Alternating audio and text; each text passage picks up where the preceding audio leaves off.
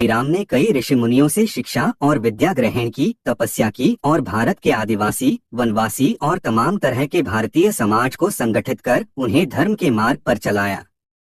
संपूर्ण भारत को उन्होंने एक ही विचारधारा के सूत्र में बांधा, लेकिन इस दौरान उनके साथ कुछ ऐसा भी घटा जिसने उनके जीवन को बदल कर रख दिया। रामायण में उल्लेखित और अनेक अनुसंधानकर्ताओं के अनुसार जब भगवान राम को वनवास हुआ तब उन्होंने अपनी यात्रा अयोध्या से प्रारंभ करते हुए रामेश्वरम और उसके बाद श्रीलंका में समाप्त की। इस दौरान उनके साथ जहां भी जो घटा उनमें से 200 से अधिक घटना स्थलों की पहचान की गई है। आओ जानते हैं कुछ प्रमुख स्थानों के बारे में।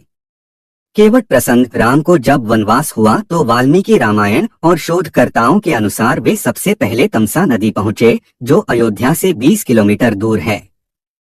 इसके बाद उन्होंने गोमती नदी पार की और प्रयागराज से 20 से 22 किलोमीटर दूर वे श्रृंगवेरपुर पहुंचे, जो निषादराज गुह का राज्य था। यहीं पर गंगा के तट पर उन्होंने केवट से गंगा पार करने को कहा था। सिंगरौर इलाहाबाद से 22 मील लगभग 35.2 किलोमीटर उत्तर पश्चिम की ओर स्थित सिंगरौर नामक स्थान ही प्राचीन समय में श्रृंगवेरपुर नाम से परिज्ञात था। रामायण में इस नगर का उल्लेख आता है। यह नगर गंगा घाटी के तट पर स्थित था। महाभारत में इसे तीर्थस्थल कहा गया है। कुरई इलाहाबाद जिले में ही कुरई नामक एक स्थान है, जो सिंगरौर के निकट गंगा नदी के तट पर स्थित है। गंगा के उस पार सिंगरौर तो इस पार कुरई। सिंगरौर में गंगा पार करने के पश्चात श्री राम इसी स्थान पर उतरे थे।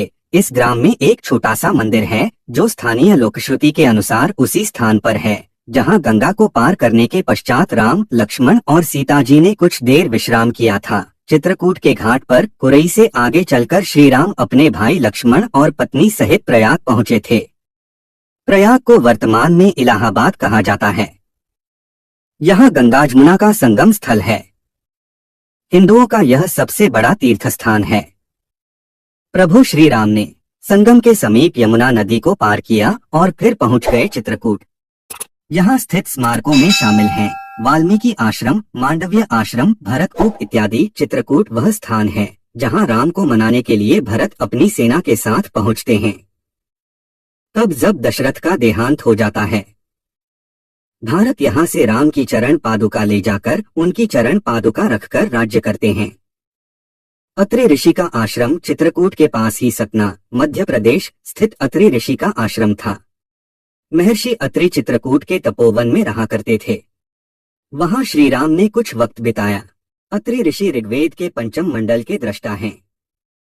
अत्रि ऋषि की पत्नी का नाम है अनुसूया, जो दक्ष प्रजापति की 24 कन्याओं में से एक थी। राम ने महर्षि की आज्ञा को शिरोधार्य कर उपद्रवी राक्षसों तथा मनुष्य का प्राणांत करने वाले भयानक सर्पों को नष्ट करने का वचन देकर सीता तथा लक्ष्मण के साथ आगे के लिए प्रस्थान किया।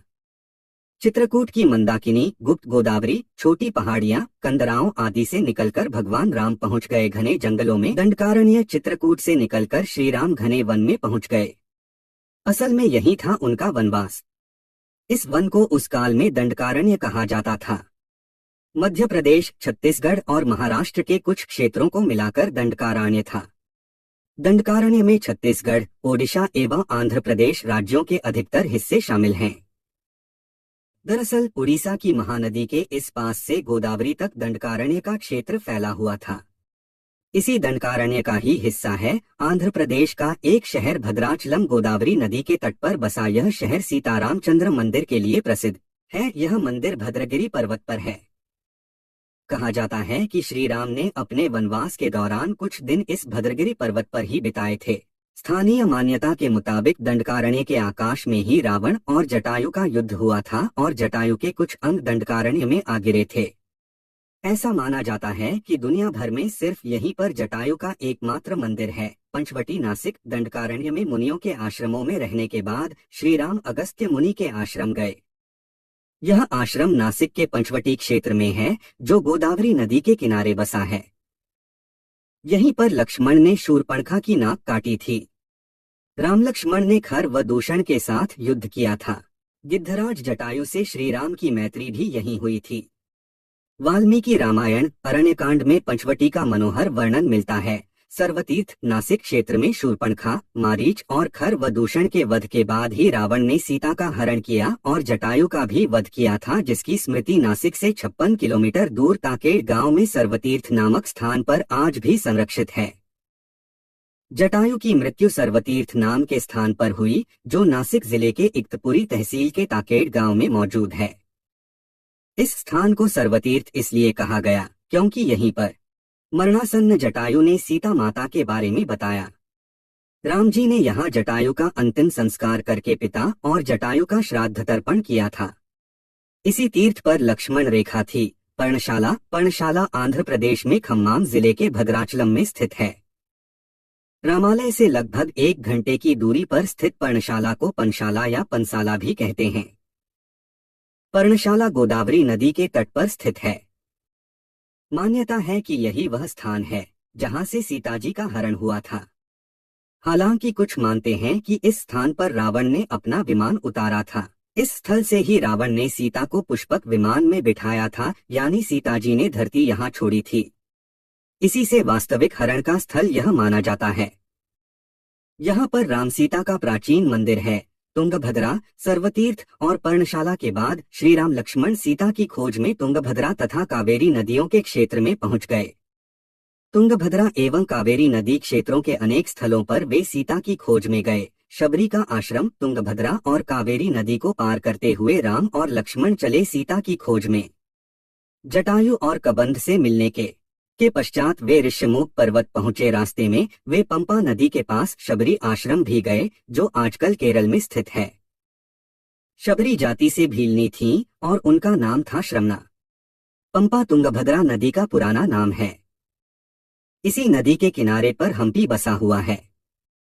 पौराणिक ग्रंथ रामायण में हम्पी का उल्लेख वानर राज्य किष्किंधा की राजधानी के तौर पर किया गया है। केरल का प्रसिद्ध सबरिमलय मंदिर तीर्थ इसी नदी के तट पर स्थित है। ऋष्यमुख पर्वत, मलय पर्वत और चंदन वनों को पार करते हुए वे ऋष्यमुख पर्वत की ओर बढ़े। यहाँ उन्होंने हनुमान और सुग्रीव से भेंट की, सीता के आभूषणों को देखा और श्री राम ने बाली का वध किया। ऋष्यमुख पर्वत वाल्मीकि रामायण में वर्णित वानरों की राजधानी किष्किंधा के निकट स्थित था। ऋष्यमुख पर्वत तथा किष्किंधा नगर कर्नाटक के हम्पी जिला बेल्लारी में स्थित है। पास की पहाड़ी को मतंग पर्वत माना जाता है। इसी पर्वत पर मतंग ऋषि का आश्रम था, जो हनुमान जी के गुरु थे। कोडिकरई हनुमान और सुग्रीव से मिलने के बाद श्री राम ने वानर सेना का गठन किया और लंका की ओर चल पड़े। तमिलनाडु की एक लंबी तटरेखा है जो लगभग 1000 किलोमीटर तक विस्तारित है। कोडिकरी समुद्र तट वेलांकनी के दक्षिण में स्थित है, जो पूर्व में बंगाल की खाड़ी और दक्षिण में पाल्क स्ट्रेट से घिरा हुआ है। यहाँ श्री राम की सेना ने पड़ाव डाला और श्री राम ने अपनी सेना को कोडिकरई में एकत्रित कर विचार विमर्श किया। लेकिन राम की सेना ने उस स्थान के सर्वेक्षण के बाद जाना कि यहाँ से समुद्र को पार नहीं किया जा सकता और यह स्थान पुल बनाने के लिए उचित भी नहीं है। तब श्री राम की सेना ने रामेश्वरम की ओर कूच किया। रामेश्वरम समुद्र तट एक शांत समुद्र तट है और यहाँ का छिछला पानी तैरने और सन बेदिंग के लिए आदर्श है। रामेश्वरम प्रसिद्ध हिंदू तीर्थ केंद्र है। महाकाव्य रामायण के अनुसार भगवान श्री राम ने लंका पर चढ़ाई करने के पहले यहाँ भगवान शिव की पूजा की थी। रामेश्वरम का शिवलिंग श्री राम द्वारा स्थापित शिवलिंग है। धनुषकोडी वाल्मीकि के अनुसार 3 दिन की खोजबीन के बाद श्री राम ने रामेश्वरम के आगे समुद्र में वह स्थान ढूंढ निकाला जहां से आसानी से श्रीलंका पहुंचा जा सकता हो। उन्होंने नल और नील की मदद से उक्त स्थान से लंका तक का पुल निर्माण करने का फैसला लिया। धनुषकोडी भारत के तमिलनाडु राज्य के पूर्वी तट पर रामेश्वरम द्वीप के दक्षिणी किनारे पर स्थित एक गांव है। धनुषकोडी पंबन के दक्षिण पूर्व में स्थित है। धनुषकोडी श्रीलंका में तलैमन्नार से करीब 18 मील पश्चिम में है। इसका नाम धनुषकोडी इसलिए है कि यहाँ से श्रीलंका तक वानर सेना के माध्यम से नल और नील ने जो पुल राम सेतु बनाया था उसका आकार मार्ग धनुष के समान ही है। इन पूरे इलाकों को मन्नार समुद्री क्षेत्र के अंतर्गत माना जाता है। धनुषकोडी ही भारत और श्रीलंका के बीच एकमात्र स्थलीय सीमा है जहां समुद्र नदी की गहराई जितना है, जिसमें कहीं कहीं भूमि नजर आती है। नुवारा एलिया पर्वत श्रृंखला वाल्मीकि रामायण अनुसार श्रीलंका के मध्य में रावण का महल था। नुवारा एलिया पहाड़ियों से लगभग 90 किलोमीटर दूर बांद्रवेला की तरफ मध्य लंका की ऊंची पहाड़ियों के बीचों बीच सुरंगों तथा गुफाओं के भंवरजाल मिलते हैं। यहाँ ऐसे कई पुरातात्विक अवशेष मिलते हैं जिनकी कार्बन डेटिंग से इनका काल निकाला गया है। श्रीलंका में नुआरा एलिया पहाड़ियों के आसपास स्थित रावण फॉल, रावण गुफाएं, अशोक वाटिका, खंडहर हो चुके विभीषण के महल आदि की पुरातात्विक जांच से इनके रामायण काल के होने की पुष्टि होती है। आजकल भी इन स्थानों की भौगोलिक विशेषताएं, जीव, वनस्पति तथा स्मारक आदि बिल्कुल वैसे ही हैं जैसे कि रामायण में वर्णित किए गए हैं। श्री वाल्मीकि ने रामायण की संरचना श्री राम के राज्याभिषेक के बाद वर्ष 5075 ईसा पूर्व के आसपास की होगी। श्रुति स्मृति की प्रथा के माध्यम से पीढ़ी दर पीढ़ी परिचालित रहने के बाद वर्ष 1000 ईसा पूर्व के आसपास इसको लिखित रूप दिया गया होगा। इस निष्कर्ष के बहुत से प्रमाण मिलते हैं। दोस्तों, आशा करता हूँ प्रभु श्री राम वन गमन का ये वीडियो अच्छा लगा होगा। अपने दोस्तों को शेयर कर और चैनल को सब्सक्राइब कर ले।